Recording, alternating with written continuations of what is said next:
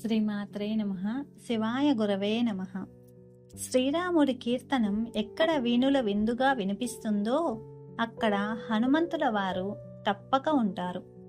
యత్ర యత్ర రఘునాథ కీర్తనం తత్ర తత్ర కృతమస్తకాంజలిం బాష్పవారి పరిపూర్ణలోచనం మారుతిం నమత రాక్షసాంతకం.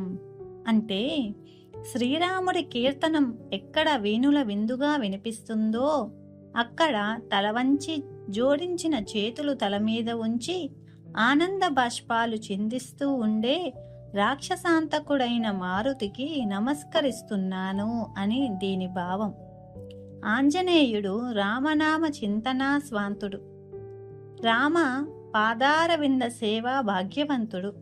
ఏ చిత్రపటంలో చూసినా రాముని పాదాల చెంత ముకులిత కరకమలాలతో కూర్చొని దర్శనమిస్తూ ఉంటారు.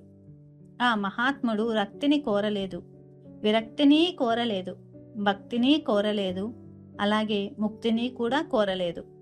నిరంతరం రామసేవలో తరించాడు. సేవ సేవ సేవ అంతే. ఈరోజు ఏం తిథి అని హనుమంతుల వారిని ఎవరో అడిగితే, తిథులు వారాలు నాకు తెలియవు, రామనామం ఒక్కటే తెలుసు అన్నాడట. ఆ రామనామ స్మరణతోనే శతయోజన విస్తీర్ణమైన సముద్రాన్ని అవలీలగా లంఘించాడు. వానరులలో ఎవ్వరూ కనుక్కోలేని సీతామాత జాడను తెలుసుకొని లోకోత్తర కార్యాన్ని సాధించగలిగాడు. అది భగవత్ సేవ అంటే. అందుకే రామానుగ్రహం పొంది భవిష్యత్ విధాత అయ్యే అవకాశానికి నోచుకున్నాడు ఆంజనేయుడు. పరాక్రమంలో హనుమకు సాటి వచ్చేవారు లేరు. నా రావణ సహస్రం మే యుద్ధే ప్రతిఫలం భవేత్ అంటాడు హనుమ. అంటే 1000 మంది రావణులైనా తనకు ఎదురు నిలబడలేరని అర్థం. తాను ఎంతటి శక్తిమంతుడైనా దానికంతటికీ కారణం రామనామ మహిమే అని తీర్మానించాడు. నిరంతరం రామనామాన్ని చాటడమే హనుమ అభిమతం.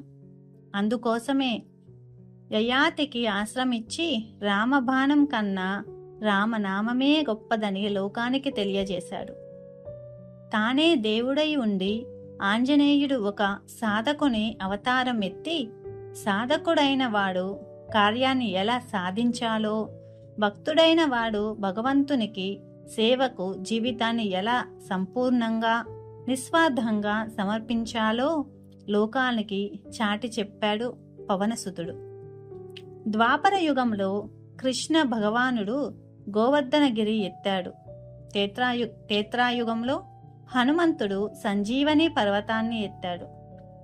ద్వాపరంలో శ్రీకృష్ణుడు అర్జునికి విశ్వరూపాన్ని చూపాడు.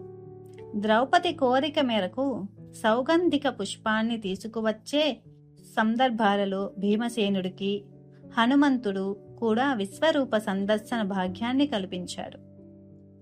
తానెవరో తెలిపి భీముడికి ధర్మోపదేశం చేసి కురు పాండవ యుద్ధంలో అర్జునుడి రథ ధ్వజంపై ఉంటానని, పాండవుల విజయానికి సహకరిస్తానని వరం అనుగ్రహించాడు.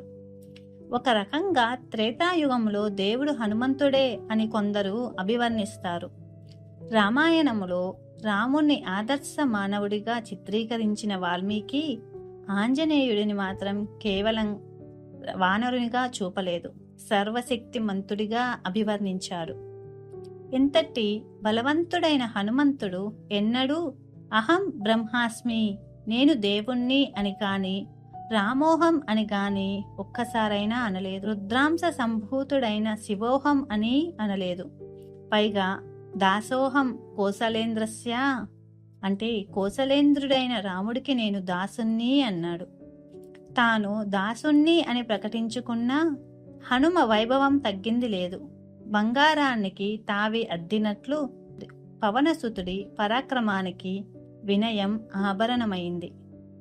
ఆంజనేయుడంతటి వాడే తాను రామదూతనని పేర్కొంటే ఆయన అనుగ్రహం కోసం ఎదురుచూసే మనం హనుమ బంటులం అనుకోవడంలో ఉన్న సంతృప్తి అహం బ్రహ్మాస్మి అంటే కలుగుతుందా? శ్రీమాత్రే నమః.